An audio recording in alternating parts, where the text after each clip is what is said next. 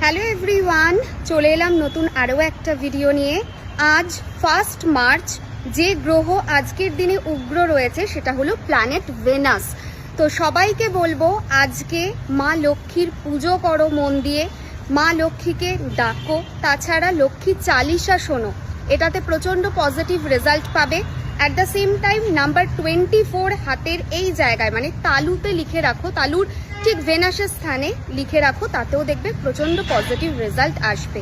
তো আজকের দিনে প্ল্যানেট ভেনাস উগ্র অবস্থায় রয়েছে, তাই বড় কোনো পারচেসের দিকে একদমই যেও না। এমনিতেই হোলা স্টকের টাইমে পারচেস বারণ করা হয়, বাট তাও বলবো আর একবার রিমাইন্ডার দেবো যে আজকে পারচেসের দিকে যেও না।